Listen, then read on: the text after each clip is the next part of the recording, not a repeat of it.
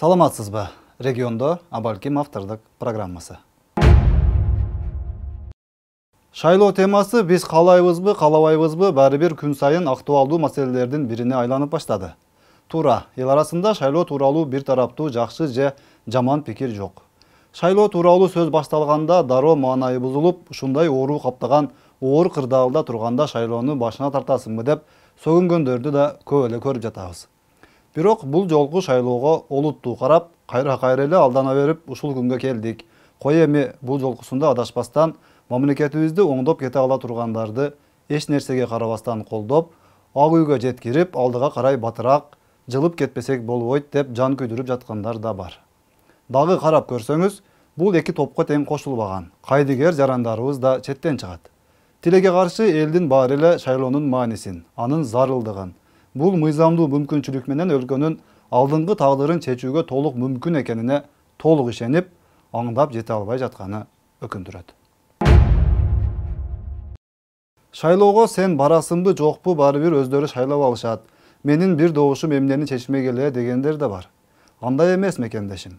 Сиздин ордуңузга бүгүн эч ким добуш бере албайт. Ал замандар өтүп кеткен. Антип өзүңүздү өзүңүз алдап, кайдыгерлик кылбаңыз дейбиз. Бүгүн сиздин добушуңуз абдан маанилүү экенин түшүнүңүз. Эгер андай болбогондо, бүгүн сиздин айылыңызга буга чейин кадам басып келбеген көпчүлүк депутаттыкка талапкерлер келбейт болчу. Сиздин көзүңүздүн карасы менен тең айланып, 5-6 оңорду чогултуп, оозуңуздан чыкканын кыламын деп ийилип турбайт болчу. Сиздин айылдагы ылай көчөлөргө шагылдар мынчалык тездикте төгүлбөйт болчу. Мини футболдук аянтчалар курулуп баштабайт болчу. Паспортуңуздун копиясын сурап жалдырап, эшигиңизди эч ким каккылап келбейт болчу. 10 жылда бир абалыңызды сурабаган айылдагы башы көрүнгөн жердешиңиз бүгүн сиздин алдыңызга жакын туугандай болуп, жагалданып келбейт болчу. Күн алыс телефон чалып, ден соолугуңузду, үй бүлө мүчөлөрүңүздүн ден соолугун, кайсыл жакта жүргөнүн, биометрикадан өткөнүн өтпөгөнүн да тактабайт болчу да. Демек, бүгүн сиздин мындайча айтканда күнүңүз тууду. Бүгүн сиз өтө маанилүү, өтө керектүү адамга айландыңыз. Эми ушул мүмкүнчүлүктү колдон чыгарып албаңыз. Туура, бүгүн сизге 1000 сомдон баштап жогору, мисалы 5000 сомго чейин акча сунушташат. Балким сунуштап жаткандыр. Эми өзүңүз ойлонуп көрүңүз. Кыргызстан эгемендүүлүк алгандан берки шайлоолордун баарын айтып отурбай эле, акыркы шайлоолорду эстеп, анализ кылып көрүңүз. Ошол шайлоодо балким акчага добушуңузду саткан болсоңуз, кандай натыйжага жетиштиңиз? Байып кеттиңизби? Үй жай салып алдыңызбы? Балдарыңызды жеке мектептерде же чет өлкөлөрүндө окутуп калдыңызбы? Эң алдыңкы ооруканаларда дарыланып, чет мамлекеттерде эс алып, жашооңуз жомоктогудай болуп калдыбы? Жок, албетте. Мунун баары жөнөкөй катардагы кыргыз шайлоочусу үчүн кыял гана. Демек, сиздин добушуңузду сатып алган адам сизди утурумдук, күнүмдүк абалыңыздан пайдаланып, алдаган турбайбы? Эми ошол сиз арзыбаган тыйынын алып добуш берген адам депутат болуп, анын жашоосу кандай өзгөргөнүн ойлоп көрүңүз. Анын жашоосу сиздикинен айырмаланып, өтө жакшы жака өзгөрдү. Мамлекет баскан турганын, керек болсо жеген ичкенине чейин, унаасы, бензини, телефонуна чейин сиздин эсебиңизден төлөп берди да. Жылда чет мамлекеттерине барып, дүйнө кезип кыдырып, иш кылган адам болуп, жыргап, саякаттап жүрдү да. Дүйнөлүк деңгээлдеги курорттордо эс алып жатты да.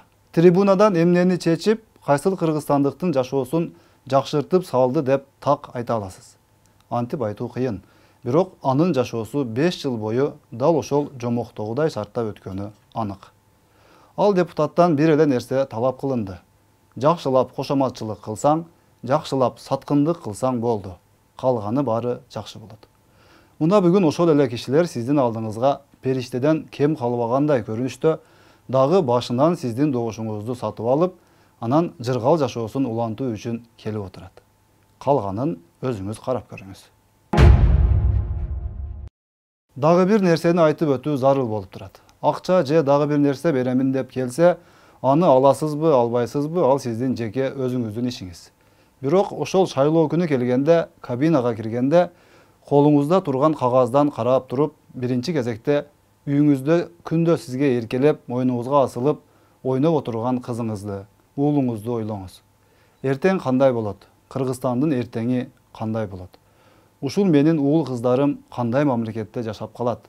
Мектепте сапаттуу билим алып, татыктуу кесипке ээ болуп, өзүнүн өлкөсүндө кызмат кылып, өнүп өсөбү же паракорлук менен чырмалып, акчаң же таанышың болсо гана жашай турган абалда калабы? Өзүнүн өмүрүнүн тең жарымын башка мамлекетте өткөрүүгө мажбур болгон кыргызстандыкка айланып калбайбы? Бул нерселер качанга чейин ушундай болуш керек? Деген суроолорду өзүңүзгө өзүңүз берип көрүңүз. Анткени Кыргызстандын жакынкы 5 жылдыкта кандай жашай турганын дал ушул сиз добуш берип жаткан адамдар чечет.